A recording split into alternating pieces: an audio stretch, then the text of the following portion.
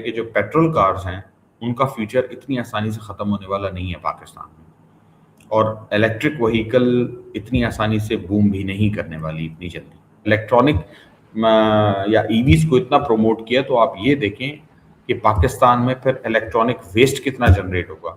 अगर मैं इस हवाले से आपको थोड़े से फैक्ट्स बताना चाहूँ, तो जिस तरह की लिथियम आयन बैटरीज जी हो गई, सॉलिड जी स्टेट प्लीज बैटरीज हो, प्लीज।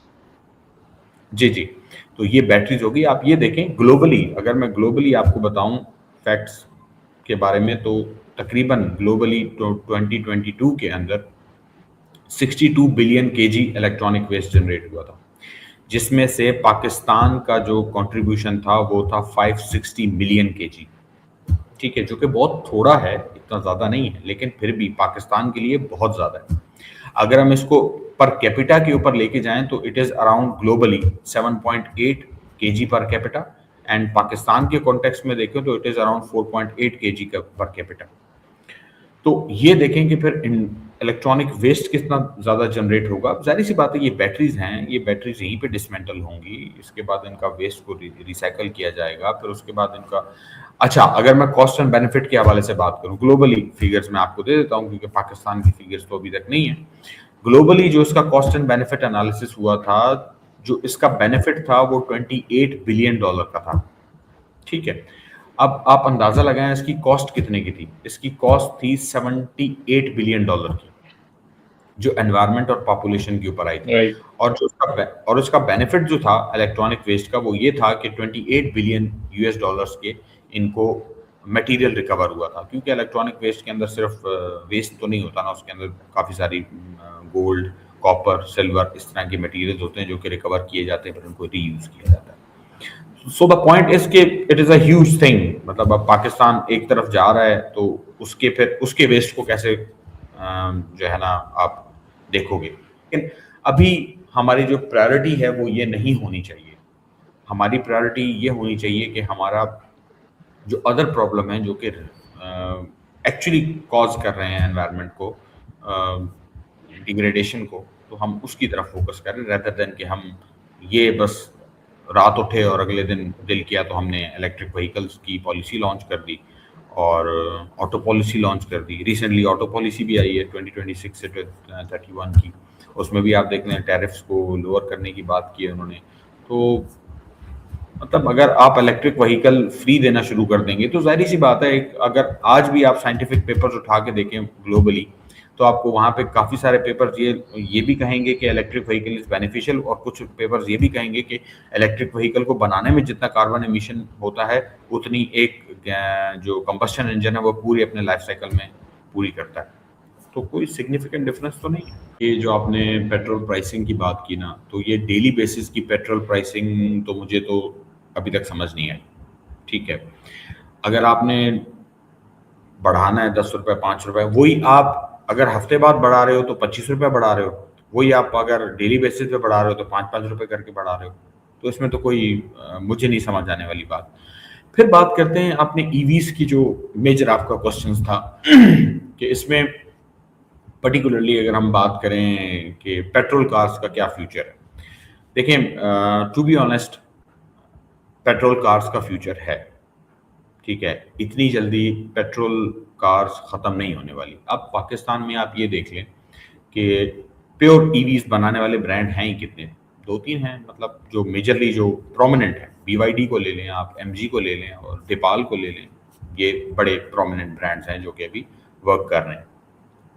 और अगर हम इसको थोड़ा सा और एक फैक्चुअल पॉइंट से देखें या फैक्ट्स को थोड़ा सा लेके आए, तो दिस प्रीवियस फिस्कल ईयर की अगर हम बात करें 25 से 26 की, तो ओवरऑल जो प्रोडक्शन थी कार की इस फिस्कल ईयर में वो थी 1.5 लाख, या प्रिसाइसली अगर मैं बताऊं तो 157।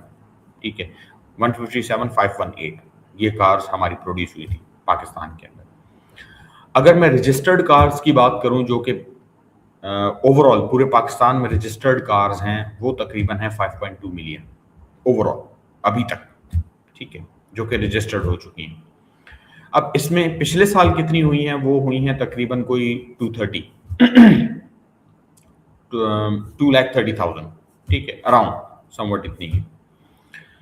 अगर हम इन सब का परसेंटेज देखें तो ये अराउंड हमारी जो प्रोडक्शन है वो 3% है। हमारी जो रजिस्ट्रेशन है वो कोई बेयर मिनिमम आप देख लें कितनी होगी परसेंटेज वाइज। उसके अलावा अगर हम ईवी की बात करें तो ईवी हमारी इस परसेंटेज का 0.8% है। 0.8% को अगर मैं क्वांटिफाई करूं तो इट्स अराउंड 42,000। ठीक है, 42,000 इलेक्ट्रिक व्हीकल्स पाकिस्तान में हैं अभी। अगर इसी को मैं क्रॉस वेरीफाई या फिर काउंटर इंट्यूटिवली देखूं तो 230 का फिगर है, 2,30,000 व्हीकल्स जो कि आपकी ओवरऑल रजिस्टर्ड हुई है।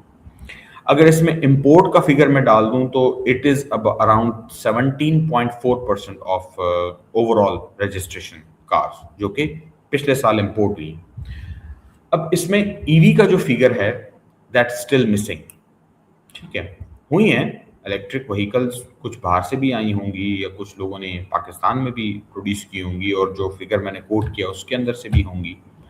लेकिन ओवरऑल जो मैंने आपको नंबर बताया है, दो नंबर को आपने देखना है, एक 2,30,000 और एक दूसरा नंबर है 42,000। तो आप देख लें कि हम किधर खड़े हैं। लेकिन इसमें जो मुझे पर्सनली फीलिंग आती है या पर्सनली लगता है कि जो पेट्रोल कार्स हैं उनका फ्यूचर इतनी आसानी से ख़त्म होने वाला नहीं है पाकिस्तान में, और इलेक्ट्रिक व्हीकल इतनी आसानी से बूम भी नहीं करने वाली इतनी जल्दी। सो ये एक मेजर पॉइंट है कि जो है ना, it's not easy for Pakistan to cope with electric vehicle. कि चाइना, यूएस या और बड़े जितने भी ममालिक हैं, देखें सबसे पहली बात यह है कि पाकिस्तान में electric vehicle is not used for commuting purposes, it is just a luxury product. ठीक है, आज भी किसी इंसान को अगर सिर्फ कम्यूट करने के लिए गाड़ी चाहिए तो वो इलेक्ट्रिक व्हीकल नहीं लेता। ठीक है, सही अब बात। इसमें सबसे बड़ा हर्डल भी यही है और सबसे बड़ा जो प्रॉब्लम है वो भी यही है। क्यों? क्योंकि पाकिस्तान में it is a luxury product, और इसमें जो सबसे बड़ा हर्डल ही जो आवाम को या फिर पब्लिक को आ रहा है वो उसकी प्राइसिंग है। मान लिया एक 4 मिलियन या 5 मिलियन या 4.5 मिलियन के अंदर एक अच्छी इलेक्ट्रिक व्हीकल आ जाती है, लेकिन पॉइंट ये है कि उसकी मेंटेनेंस। ठीक है, अब मेंटेनेंस के अलावा आप सिर्फ ये नहीं देखें रोड की मेंटेनेंस, आप ये देखें कि क्या उसकी गाड़ी जब खराब होगी तो चलें ठीक है, बैटरीज का तो कह देता है ना, 5-6 साल तक बैटरीज निकल जाती हैं, ये सब चीज़ें हो जाता है। लेकिन बात ये है कि लेबर का स्किल सेट है कि वो उस इलेक्ट्रिक व्हीकल को बना सके। उसके अलावा आपके पास इतने फ्यूल स्टेशंस हैं जो कि इलेक्ट्रिक ईवी को चार्ज कर सकें, और ईवी का जो फ्यूलिंग या फिर उसकी जो स्टेशन का जो ओवरऑल सिनेरियो है वो बहुत डिफरेंट है। अगर फ्यूल स्टेशन आज एक जो गैस फ्यूल स्टेशन है, गैसोलीन सिंपल, वो जहाँ पे हो सकता है, एक ईवी का वहाँ पे नहीं हो सकता। उसका सिंपल लॉजिक ये है कि पेट्रोल पंप पे आखिर खड़े होकर बंदा कितनी देर, या इलेक्ट्रिक ईवी स्टेशन के ऊपर आखिर घंटों खड़ा होकर या 15 मिनट या 20 मिनट खड़े होकर चार्ज तो नहीं करवाएगा ना वो। इसका इंफ्रास्ट्रक्चर मैच करता है जहाँ पे आपके शॉपिंग मॉल्स हों, जहाँ पे आपके सुपर स्टोर्स हों, जहाँ पे आपके मिनी बाजार्स हों, वहाँ पे है वो ठीक है, आपने गाड़ी चार्जिंग पे लगाई है उसके बाद आप आ गए। लेकिन बात ये है कि ये अभी तक भी पाकिस्तान में, क्योंकि अगर आपको एक गाड़ी लेनी है जो कि फुली इलेक्ट्रिक कार है तो उसके लिए आपको या तो घर पे या तो फिर आपको बार बार एक जाना पड़ेगा एक फ्यूलिंग स्टेशन पे जो कि इलेक्ट्रिक कार्स का होगा। उसके अलावा अगर आप कहीं और इंटरसिटी या इंट्रा सिटी दोनों जगह पे ट्रैवल करते हैं, चलें ठीक है, इंट्रा सिटी तो देखा जा सकता है, लेकिन अगर आप इंटरसिटी जा रहे हैं तो मुझे नहीं लगता कि अगर आप लाहौर और इस्लामाबाद को छोड़ के, मतलब M2 के अलावा आप कहीं भी इलेक्ट्रिक व्हीकल ले जा सकते हैं। इफ़ यस तो प्लीज़, मतलब I will be happy to know कि कौन सा वो मोटरवे है, कौन सा ऐसा नेशनल हाईवे है जिसके ऊपर आप इलेक्ट्रिक व्हीकल पे थॉरोली जा सकते हैं। Like starting from Lahore to Karachi आप कहीं भी नहीं जा सकते, क्योंकि पहली बात तो ये रोड नहीं है, ठीक है, दूसरी बात ये कि आपका ओवरऑल इंफ्रास्ट्रक्चर नहीं है। फिर अगर कोई गाड़ी का सिंपल वहाँ पे कोई बेल्ट टूट जाता है या कोई इलेक्ट्रॉनिक इशू आ जाता है तो वो वहाँ के लेबर जो हैं, उनका स्किल सेट इतना नहीं है, वो गाड़ी को ठीक करने के बजाय और खराब कर देंगे। तो ओवरऑल जो एक इंफ्रास्ट्रक्चर इश्यू है, वो है। सो पाकिस्तान को जो चाहिए उसको वो करना चाहिए रेदर देन के वो एक जो है ना अलग ही बैंडवैगन इफेक्ट के अंदर लगा हुआ है।